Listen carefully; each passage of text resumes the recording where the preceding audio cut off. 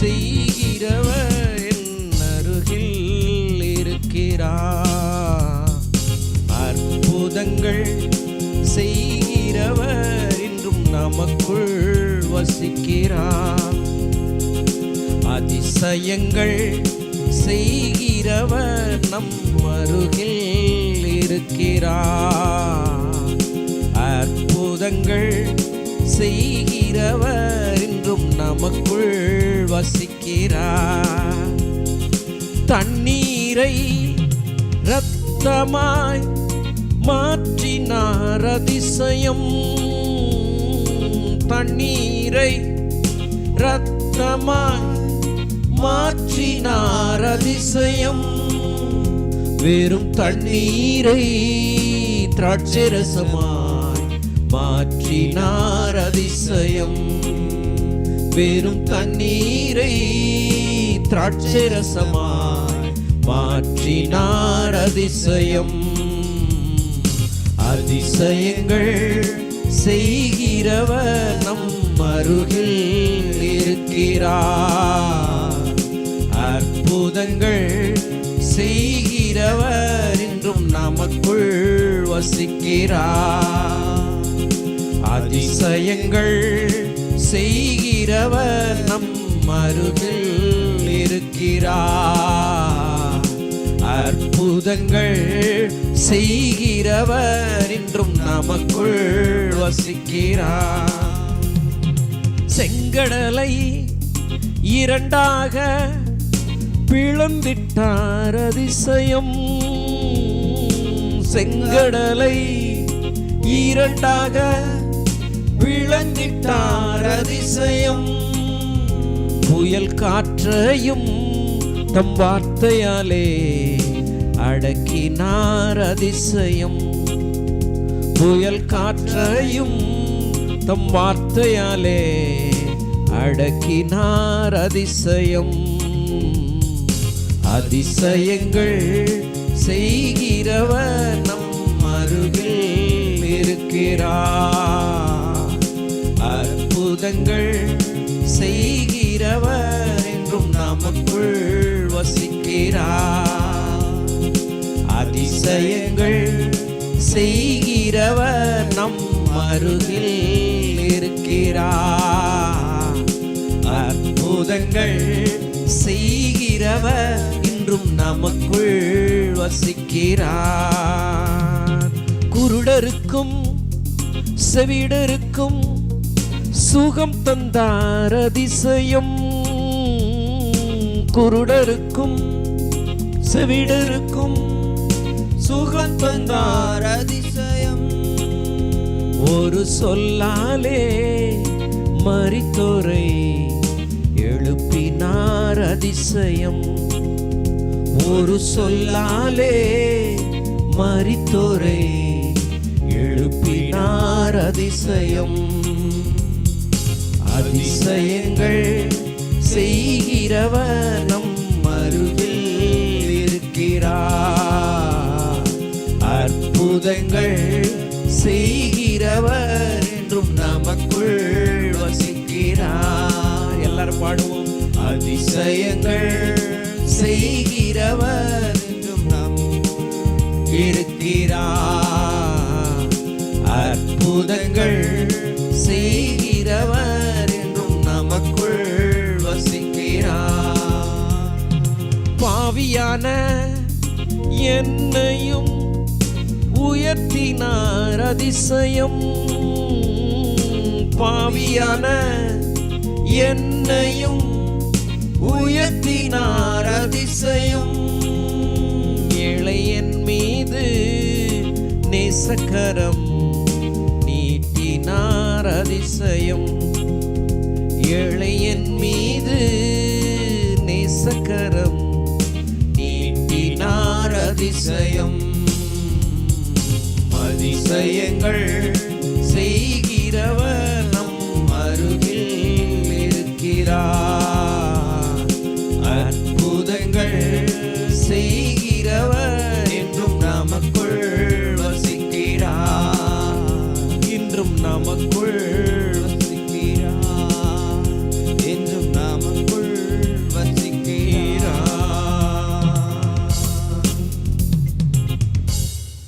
உலகமெங்கிலும் எங்களோடு கூட இணைந்திருக்கிற கர்த்தருடைய பிள்ளைகளை ஆண்டவராகிய இயேசுவின் நாமத்தினாலே நான் இந்த காலை வேளையிலே வரவேற்கிறேன், வாழ்த்துகிறேன். தேவனுடைய வாக்குத்தத்தங்களோடு ஒரு குட் ஸ்டார்ட் ஒவ்வொரு நாளும் நீங்கள் பண்ணி கொண்டு இருக்கிறீர்கள். தேவனுடைய வார்த்தையோடு கூட உங்களுடைய வாழ்க்கையை நடத்துகிறீர்கள், ஆரம்பிக்கிறீர்கள். அது உங்களை தாங்கி கொண்டு இருக்கிறது என்று அருமையானவர்களே நான் நம்புகிறேன், விசுவாசிக்கிறேன். இந்த நாளிலும் கூட நேற்றைய தினத்தில் பார்த்த அதே வார்த்தை, மனுஷன் அப்பத்தினாலே மாத்திரமல்ல தேவனுடைய வாயிலிருந்து புறப்படுகிற ஒவ்வொரு வார்த்தையினாலும் பிழைப்பான் என்று எழுதியிருக்கிறதே. சோதனைக்காரன் இயேசுவினிடத்தில் வந்தபோது இயேசுவானவர் அவனுடைய தோல்வியை உறுதிப்படுத்தும்படியாக இயேசுவானவர் பயன்படுத்தின வின்னிங் ஸ்ட்ராட்டஜியே தேவனுடைய வார்த்தை. அதை எடுத்து அவரிடத்தில் பேசினார், எழுதியிருக்கிறது என்று சொன்னார். இது உபாகமத்தில் சொல்லப்பட்டிருக்கிறது. இஸ்ரவேல் ஜனங்கள் கானான் தேசத்துக்கு மோசேயின் மூலமாக வழிநடத்தி சென்றபோது தேவன் முழு பொறுப்பையும் எடுத்துக்கொண்டு அவருடைய பாதுகாப்பையும் அவருடைய பராமரிப்பையும் அவர்களுடைய போஷிப்பையும் அவர்களுக்கு செய்ய வேண்டிய எல்லாவற்றையும் கம்ப்ளீட்டாக தேவன் பொறுப்பெடுத்து கொண்டு யோசுவாவின் மூலமாக பாலும் தேனும் ஓடுகிற நலமும் விசாலத்திலே கொண்டு போய் வைத்தாரே, அந்த தேசத்திலே வைத்தாரே. அப்பொழுது அவர் பண்ணின வாக்குத்தத்தமும் அந்த வாக்குத்தத்தத்தை நிறைவேற்றின காரியமும் தான் இது.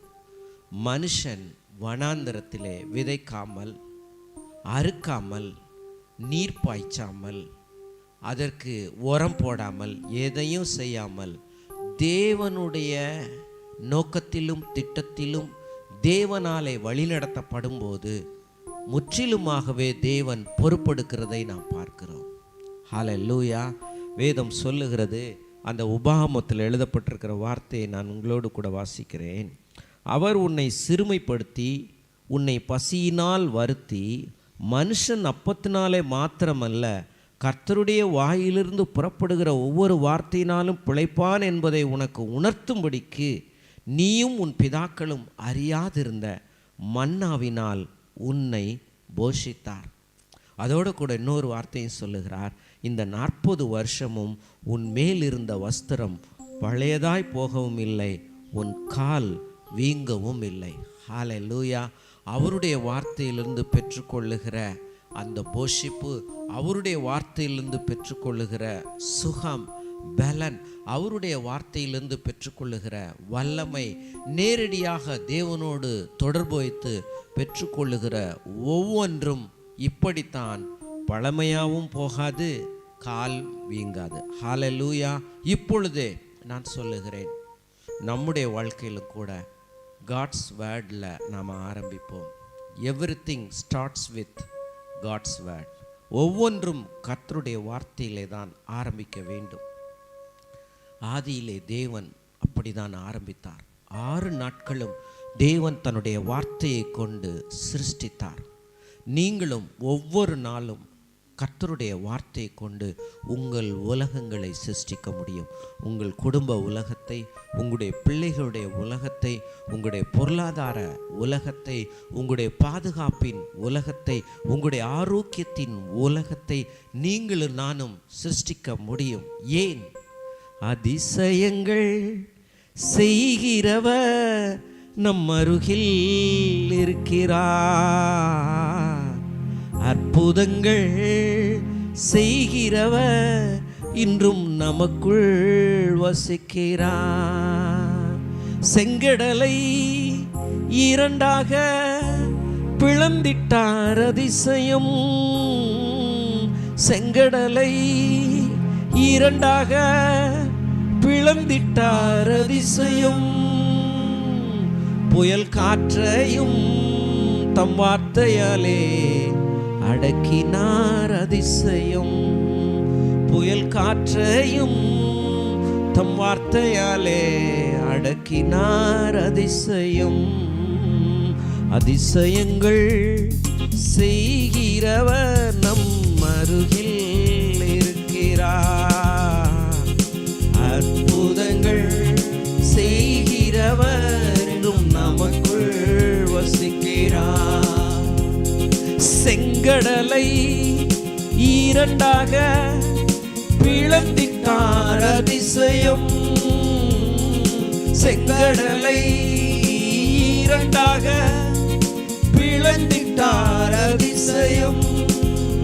புயல் காற்றையும் தம் வார்த்தையாலே அடக்கினார் அதிசயம். புயல் காற்றையும் தம் வார்த்தையாலே அடக்கினார் அதிசயம். அதிசயங்கள் செய்கிறவர் நம் அருகில் இருக்கிறார். அற்புதங்கள் செய்கிறவர் என்றும் நமக்குள் வசிக்கிறார். தேவனுடைய பிள்ளைகள் வாயிலிருந்து புறப்படுகிற ஒவ்வொரு வார்த்தையும் காற்றும் கேட்கும், கடலும் கேட்கும், மரமும் கேட்கும், வானமும் கேட்கும், சூரியனும் கேட்கும், எல்லாம் கேட்கும்.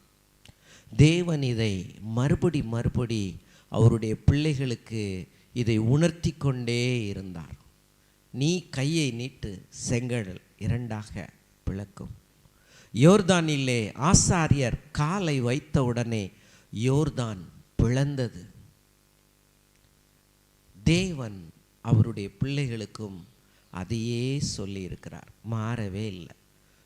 புதிய உடன்படிக்கையில் கூட இயேசுவானவர் அத்தி மரத்தை பார்த்து பேசின பொழுது அது அப்படியே கனி தருகிறதை நிறுத்திவிட்டு சபிக்கப்பட்டதை நாம் பார்க்கிறோம். வறண்டு போனது. இந்த மலையை பார்த்து நீ பெயர்ந்து சமுத்திரத்திலே தள்ளுண்டு போ என்று சொன்னால் கூட அப்படியே ஆகும் என்று சொன்னார். காற்றும் கடலும் சமுத்திரமும் எல்லாமே தேவனுடைய வார்த்தையாலே கட்டுப்படுத்தப்படும்படிதான் தேவன் மனிதர்களாகிய நமக்கு, அவருடைய பிள்ளைகளாகிய நமக்கு அந்த அதிகாரத்தை கொடுத்திருக்கிறார். எவ்வளோ பெரிய அதிகாரம் பாருங்கள். இயேசுவானவர் படகுல போகும் பொழுது அவர் ரெஸ்ட் எடுத்து கொண்டிருந்தார். எழுந்து காற்றையும் கடலையும் அதட்டினார். உங்கள் விசுவாசம் எங்கே என்று கேட்டார். மனிதனுக்கு தேவன் கொடுத்திருக்கிற அதிகாரம், வாயிலிருந்து புறப்படுகிற கர்த்தருடைய வார்த்தை. தேவன் அவர் வாயிலிருந்து புறப்பட்ட வார்த்தை சிருஷ்டிக்கக்கூடிய வல்லமை உடையதாய் இருந்தது. ஒரு வார்த்தை சொல்லும், அப்பொழுது என் வேலைக்காரன் சொஸ்தமாவான் என்று அந்த 100க்கு அதிபதி சொன்னபோது தேவன் இஸ்ரவேலருக்குள்ள கூட இப்படிப்பட்ட ஒரு விசுவாசத்தை காணவில்லை என்று அங்கே இயேசுவானவர் சொன்னதை பார்க்கிறோம். ஒன்று யோசிக்க வேண்டாம், நான் பேசினால் நடக்குமா என்று நீங்கள் ஒருவேளை யோசிக்கலாம். நான் சொல்கிறேன், பேசுங்கள், பேசுங்கள், பேசிக்கொண்டே இருங்கள் கர்த்தருடைய வார்த்தையை. It will do the miracle. It has the power. Life-giving power is in the word of God.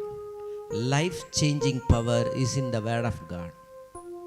இப்போ what to do? என்ன செய்ய வேண்டும்? Memorize the scriptures.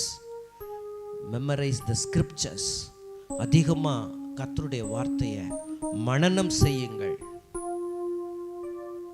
எதற்காக? To say loudly.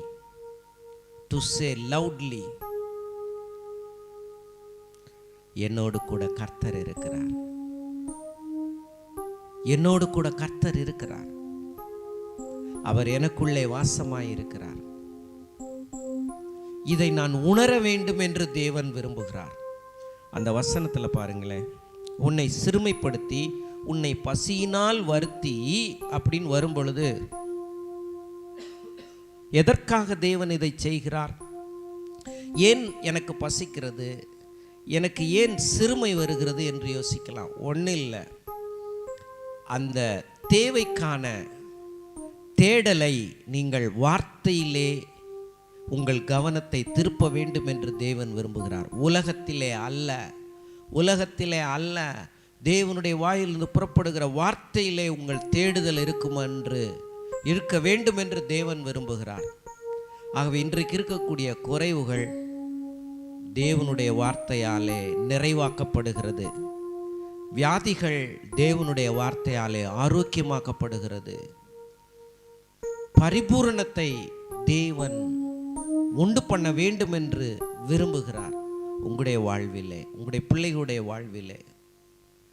என் பிள்ளை படிக்க மாட்டேங்குது, என் பிள்ளைக்கு இன்னும் அதிகமாக மெமரிசிங் அந்த பவர் இல்லை, அந்த மனப்பாடம் பண்ணுற சக்தி இல்லை. இயேசுவின் நாமத்தினாலே என் பிள்ளையின் மேலே தானியேலின் மேல் இருந்த விசேஷித்த ஆவி இருக்கும். கல்விமானின் நாவை என் தேவன் என் பிள்ளைக்கு தருகிறார் என்று சொல்லுங்கள். நான் சொல்லுகிறேன், தேவன் நிச்சயமாகவே படிக்க வைப்பார். ஆனால் அதுக்கு முன்னாடி ஒன்று சொல்லிக்கிறேன், மறந்துடாதீங்க. வேத வசனத்தை படிக்க அவனை வைங்க. அதுக்கு பிறகு பாடத்தை படிக்கிறதுக்கு அவனுக்கு அந்த கவனம் வரும், கண்டிப்பாக வரும். ஏன்னா தேவனுடைய வார்த்தை அது வெறுமையாய் திரும்பாது, அது அனுப்பின காரியமாய் வாய்க்கும். அவர் போஷித்தார். எல்லாரும் சொல்லுவோம், என்னை போஷிக்க கர்த்தர் அவருடைய வார்த்தையை கொடுத்திருக்கிறார். அவருடைய வார்த்தையிலிருந்து தான் அகில உலகமும் சிருஷ்டிக்கப்பட்டது. நீங்கள் சுவாசிக்கிற காற்றாய் இருக்கட்டும், நீங்களும் நானும் பயன்படுத்துகிற ஃபயர் தீயாய் இருக்கட்டும், நீங்களும் நானும் பயன்படுத்துகிற ஜலமாய் இருக்கட்டும், மரத்தினுடைய கனிகளாய் இருக்கட்டும், பயிர் வகைகளுடைய தானியங்களாய் இருக்கட்டும், எல்லாவற்றிற்கும் மூல ஆதாரம் கர்த்தருடைய வார்த்தையே. அந்த வார்த்தைக்குள்ளாக ஜீவன் இருக்கிறது. நீங்கள் தேவனுடைய வார்த்தையை பற்றி பிடியுங்கள், தேவனுடைய வார்த்தையை பற்றி பிடியுங்கள். உருவாக்கும் வல்லமை அதற்குள்ளே இருக்கிறது. சார்லஸ் காப்ஸ் என்கிற ஒரு பெரிய ஊழியர், அவர் ஒரு விவசாயி. அவருக்கு ஏராளமான நிலங்கள் இருந்தது. அவர் அந்த நிலங்களில் பயிர்களை அவர் விளைய பண்ணும்போது ஒரு சில நேரங்களில் அவர் புலம்புவது உண்டாம். இப்படி புலம்பிடுவாராம், ஐயோ இந்த வருஷம் என்ன அழிவு வரப்போதோ தெரியலையே, எல்லாம் வெள்ளம் வந்து அழிச்சிருச்சுன்னா, பலன் இல்லாமல் போயிடுச்சுன்னா என்ன பண்ணுறது, பார்ப்போம் என்ன நடக்குதுன்னு பார்ப்போம், ஐயோ என்ன ஆகுதோ, இப்படி அவர் ஒரு சில நேரம் புலம்புவாராம். அதே மாதிரி பார்த்திங்கன்னா அந்த வருஷம் அப்படியே வெள்ளத்தினாலேயே ஒரு பலனும் இல்லாமல் நஷ்டம். இன்னொரு முறை அதே போல் அவர் போன வருஷம் வெள்ளம் வந்துருச்சு, இந்த வருஷம் பூச்சி பிடிச்சி வெட்டுக்கிளி வந்து அது வந்து இது வந்து நோய்வாய்ப்பட்டு இந்த பயிர்கள் பலனை கொடுக்காதோ, இந்த கோதுமை விளையாதோ என்று அவர் புலம்புவாராம். அதே மாதிரி ஆயிடுச்சு. கர்த்தர்ட்ட போய் உட்கார்ந்து, ஆண்டவரே நான் என்ன செய்ய வேண்டும், ஏன் இப்படி நடக்கிறது என்று கேட்டப்ப கர்த்தர் சொன்னாராம், உன் வாயின் வார்த்தையின்படி எல்லாம் நடந்தது. என்னை விசுவாசிக்கிற பிள்ளை முதல்ல வாயை மாற்றுவான். அன்றைக்கு அவர் அந்த வாயின் வார்த்தைகளிலே இருக்கக்கூடிய கிரியேட்டிவ் பவர், உருவாக்கக்கூடிய சக்தியை கண்டுபிடிச்சார். அதற்கு பிறகு அவருடைய நிலங்களில் ஒரு முறை கூட அருமையானவர்களே விவசாயத்தில் தோல்வியே வரலையாம். பாருங்க, சொந்தமாக ஒரு ஃப்ளைட் வாங்கி கொண்டு கர்த்தர் சொன்ன இந்த அற்புதமான காரியத்தை, வேதத்தில் இருக்கிறத நான் கண்டுபிடிச்ச இந்த ஞானத்தை உலகமெங்கும் அறிவிக்க வேண்டும் என்று சொல்லி அவர் தனியாக ஜெட்டு வாங்கிய ஊழியம் செய்ய ஆரம்பித்தார். பாருங்க, நான் சொல்லுகிறேன், தேவ பிள்ளைகளே, அற்புதங்கள் எங்கோ இல்லை, அதிசயங்களை தரக்கூடிய வார்த்தையாகிய அவருக்குள் இருக்கிறது. சொல்லுங்க, வார்த்தையாகிய இயேசுவுக்குள் அற்புதங்கள் இருக்கிறது. அதை என் வாயிலே விசுவாசித்து நான் பேச போகிறேன், நான் நம்ப போகிறேன். அவருடைய பிள்ளையாக நான் நடந்து நான் நம்ப போகிறேன். ஏதோ மந்திரம் மாதிரி இல்லை, அவருக்குள்ளார அப்படியே மூழ்கும்படி தேவன் நம்மை அழைத்திருக்கிறார். ஹல்லேலூயா. நாம் வாசிப்போம், ஒரு சொல்லாலே மரித்தோரை எழுப்பினார். அதிசயம் பாடுவோம்.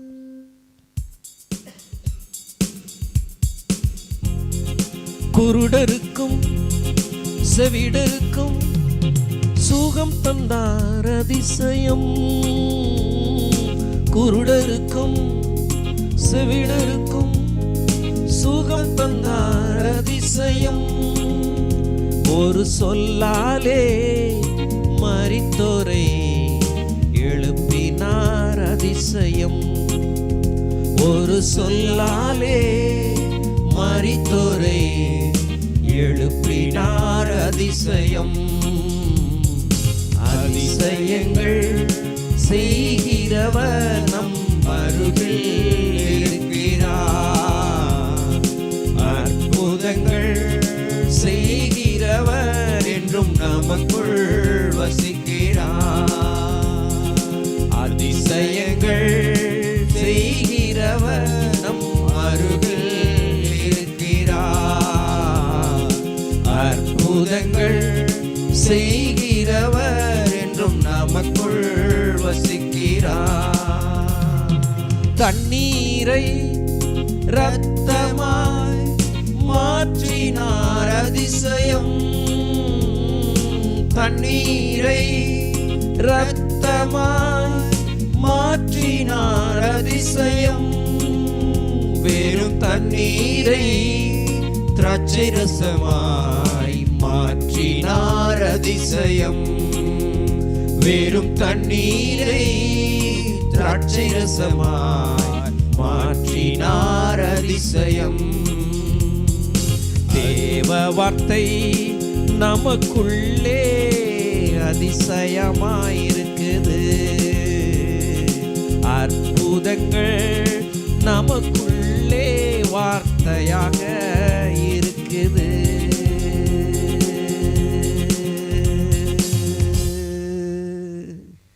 ஜெபிப்போம். பரலோகத்தின் தேவனே, மனுஷன் அப்பத்தினாலே மாத்திரமல்ல, உம்முடைய வாயிலிருந்து புறப்படுகிற ஒவ்வொரு வார்த்தை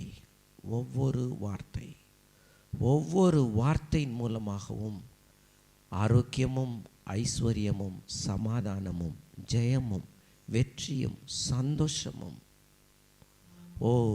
இந்த உலகத்தில் இருக்கக்கூடிய இருளுக்குள்ளே நாங்கள் வெளிச்சம் போட்டு காண்பித்து இயேசுவை நோக்கி ஜனங்களை ஓடிவர செய்கிறதற்கு ஏதுவான கிரியைகளை நடப்பிக்க எங்கள் மேலே நீர் அனுப்பி இருக்கிற இந்த கிரியேட்டிவ் பவருக்காக நன்றி ஆண்டவரே. இந்த சிருஷ்டிப்பின் வார்த்தைகளை கொண்டு நாங்கள் சிருஷ்டிக்கிறோம். இந்த நாள் இயேசுவின் நாமத்தினால் ஒரு ஆரோக்கியத்தின் நாள். இந்த நாள் இயேசுவின் நாமத்தினால் எனக்கு ஒரு வெற்றியின் நாள். இந்த நாள் இயேசுவின் நாமத்தினால எனக்கு ஒரு பாதுகாப்பின் நாள். இந்த நாள் தேவன் எனக்கு புதிய தொழில்களில் புதிய ஐடியாவையும் புதிய திட்டங்களையும் கொடுக்கின்ற நாள். இந்த நாள் தேவனிடத்திலிருந்து ஒரு புதிய ஷிஃப்ட், புதிய ஆசீர்வாதம் என்னுடைய வாழ்க்கையில் வந்து பலிக்கிற நாள். அதிசயங்கள் செய்கிறவர் எனக்குள்ளே இருந்து கிரியை செய்கிறார். இதற்கான தேவதூதர்கள் என் வாழ்விலே இறங்குகிறவர்களும் ஏறுகளுமாய் இருக்கிறார்கள் என்று நான் நம்புகிறேன் என்று சொல்லி நாங்கள் ஒவ்வொருவரும் ஜெபிக்கிறோம். அப்பா தேவரீ, நீர் அப்படி செய்கிறதற்காக உமக்கு நன்றி. இதை நேரலையில் பார்க்கிற, யூடியூப் சேனலில் பார்க்கிற ஒவ்வொரு தேவ பிள்ளைகள் மேலேயும் இந்த ஆசீர்வாதத்தை நான் வைக்கிறேன். இந்த நாளுக்கான தியானம் அவருடைய வாழ்வில் நிரந்தரமான ஒரு நித்திய விடுதலையை எல்லா சூழ்நிலைகளிலும் தருவதாக. ஆமென். தேவன் என்னை உணர்த்துகிறதற்கு அவருடைய வார்த்தையே என்னை தூக்கிவிடும் என்று என்னை உணர்த்துகிறதற்கு வந்த எல்லா வாய்ப்புகளிலும் எனக்கு ஜெயமே நடந்தது என்று நாங்கள் ஒவ்வொருவரும் சொல்லத்தக்கதாக கிருபை தருகிறேன். நன்றி இயேசுவின் நாமத்தில் பிதாவே, ஆமேன். கர்த்தர் உங்களை ஆசீர்வதிப்பாராக. ஆமேன். ஓ செங்கடலை இரண்டாக பிளந்திட்டார் அதிசயம். செங்கடலை இரண்டாக பிளந்திட்டார் அதிசயம். புயல் காற்றையும் தம் வார்த்தையாலே அடக்கினார் அதிசயம். புயல் காற்றையும் தம் வார்த்தையாலே அடக்கினார் அதிசயம். அதிசயங்கள் செய்கிறவர் நம் அருகில் இருக்கிறார். அற்புதங்கள் செய்கிறவர் என்றும் நமக்குள் வசிக்கிறார். நம் குடும்பத்தில் வசிக்கிறார், நம் சபையில் வசிக்கிறார், நம்மோடு வாழ்கிறார், நம்மோடு வாழ்கிறார்.